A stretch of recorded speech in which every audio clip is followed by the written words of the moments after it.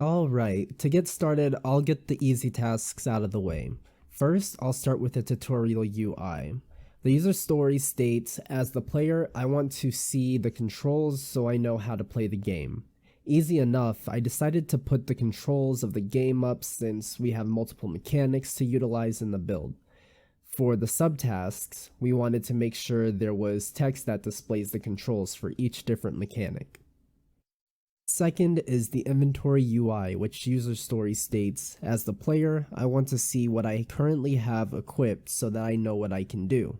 With this task, I set up the UI in Dark Souls fashion to display the equipped weapon in the right hand and the left hand as well. It's not a fully functional inventory, but it displays an Estus flask that you can use to heal yourself, and I added the infinity sign since there's no functionality for using items in the game yet. The subtasks are basically just making sure that I have a sword, shield, and a flask for the player to see. Next, I'm going to talk about the avatar player attack, and the user story for that is, as an avatar and the player, I want the ability to use the weapon the player has equipped so that I can defeat my enemy. We had some issues with this task.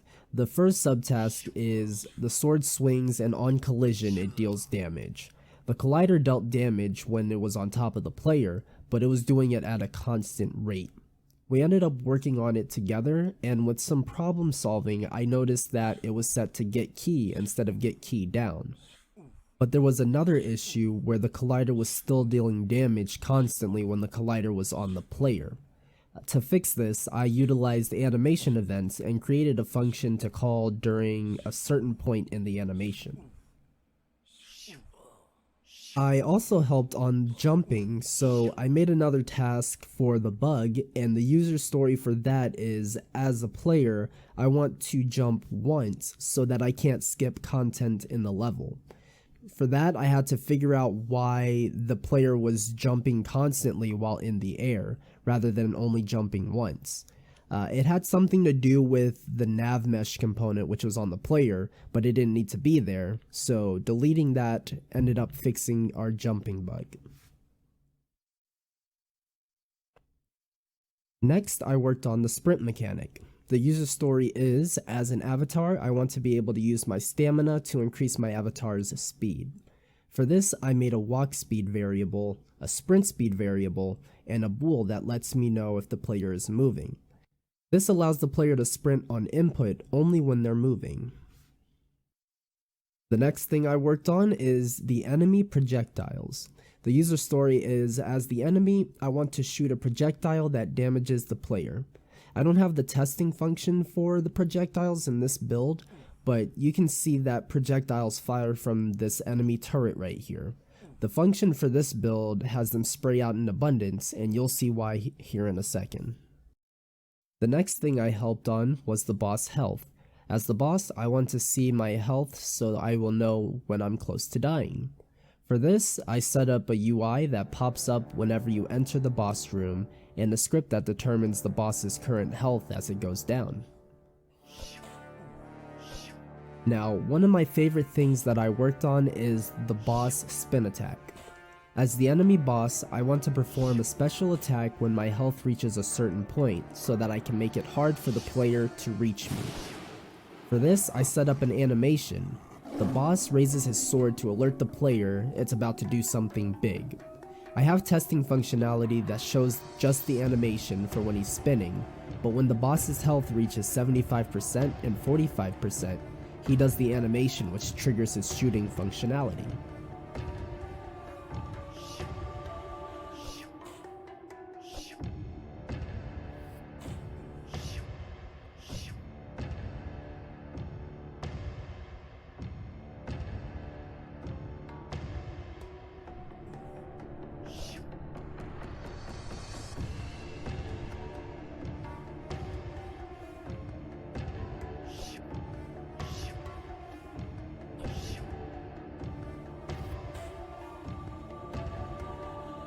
The last thing I'm going to talk about is the task to get the enemies to stop moving while attacking.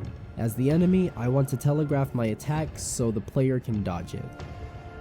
We were having an issue where the enemies were constantly looking at the players, so when they did their hit animation, it would hit the player every single time, and they would constantly chase the player while they were performing their attack. So now I have it set up through an animation event to determine when they are attacking and when they're not attacking. So if they are attacking, they won't move, and when they are attacking, they'll chase the player and look his way. This gives the player time to dodge, just like in Dark Souls.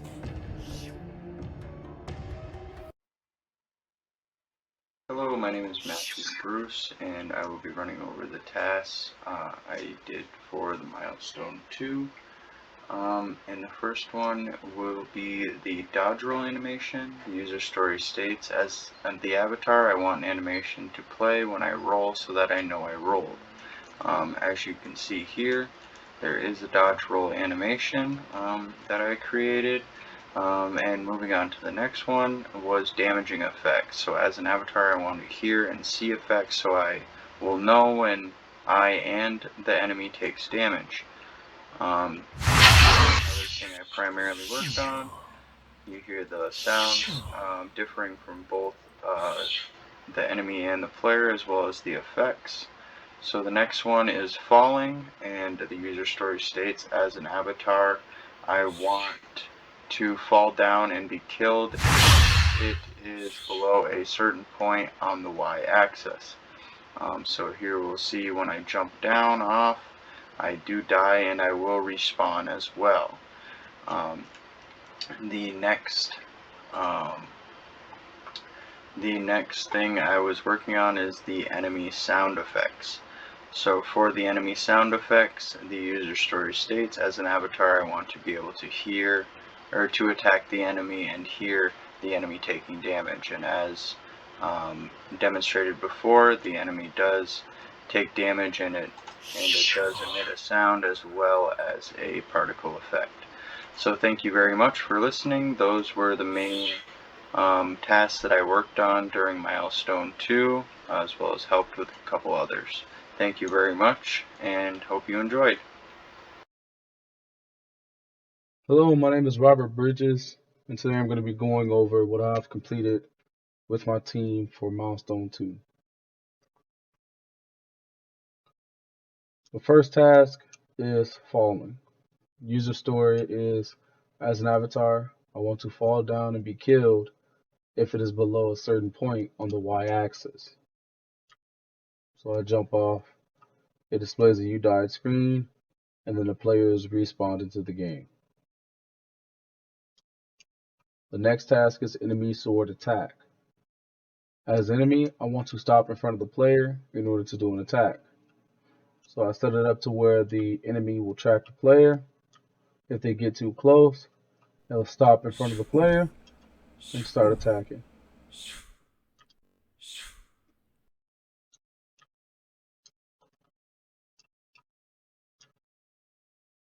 So the next two tasks are for the boss.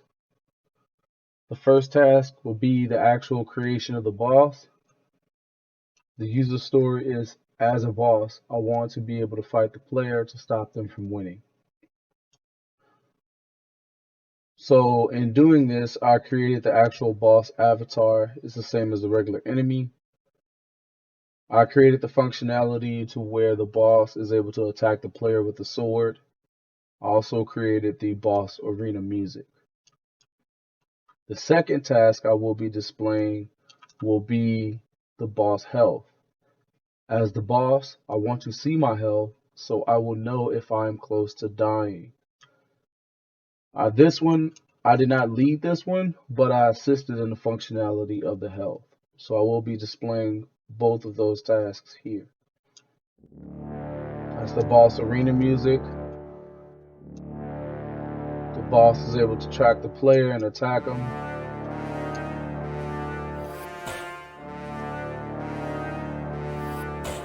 And then the player is able to attack the boss.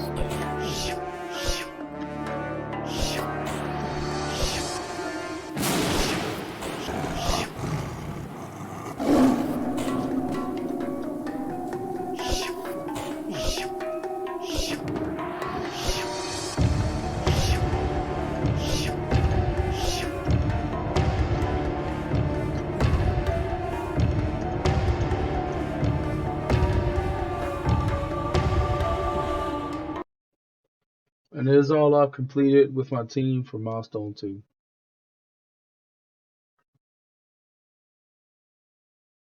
Hello, my name is Scott Burgess, and I'm here to talk about the tasks that I worked on for Milestone 2.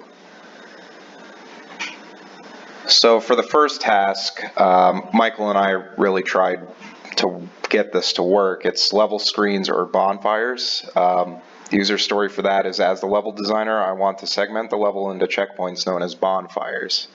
Now, the issue we were having with this was we got the checkpoints to work, but the "you died" UI wasn't displaying at when you fall off the ledge here. Instead, it was showing up when the player respawned at the checkpoint, showing that "you died" message. So we ended up just scrapping that altogether. But the second task that I worked on is jumping. The user story for that is, as an avatar, I want to be able to jump to reach higher areas. So you press spacebar, and it causes the player to jump. And it also consumes stamina too, every time you jump. The third and final task is blocking. The user story for that is, as an avatar, I want to be able to block incoming attacks. So you'll see when I go up to an enemy and hold right click, when the enemy comes near me and tries to attack, no damage is being taken, but stamina is being taken off. And I go to release my shield, and health is being taken off. Good afternoon. My name is Willie Pass, and these are the things that I worked on for Milestone 2. So the first thing here is the game timer in the top right-hand corner. The user story for this is, as an avatar, I want timed objectives to give the player something to aim for. Secondly, the thing I worked on is also located in the top right corner, is the stat tracker. The user story for this is, as an avatar, I want to be able to keep track of my stats while playing the game and see how many enemies I killed in one playthrough. And one of the third things that I worked on here is the enemy sound effects. And the user story for this is, as an avatar, I want to be able to attack the enemy and hear the enemy taking damage. So I'll go and demonstrate the last two here.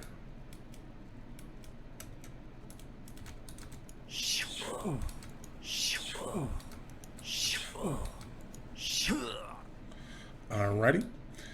And the last thing that I worked on here for Milestone 2 is the boss level. And the user story for this is, as the avatar, I want to be able to enter a space and fight the boss within an area and use the level to fight the boss in different ways. So I will go ahead and make my way to the boss level now.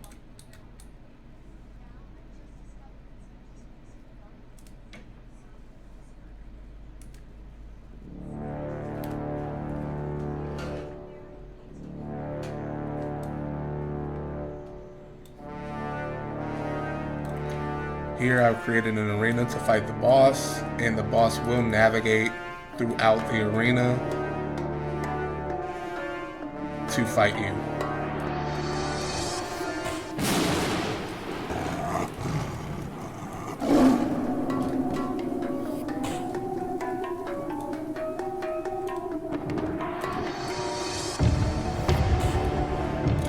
And that's what I worked on for Milestone 2. Thank you. Hello, I'm Adam Cabral, and first off, I worked on the shield. The avatar has the ability to hold the shield, and it's shaped similar to the crest shield from Dark Souls. It also has collision. I also worked on stamina. The stamina bar is located right below the health bar. Dashing consumes stamina as well as attacking. Blocking will also consume stamina as well as sprint.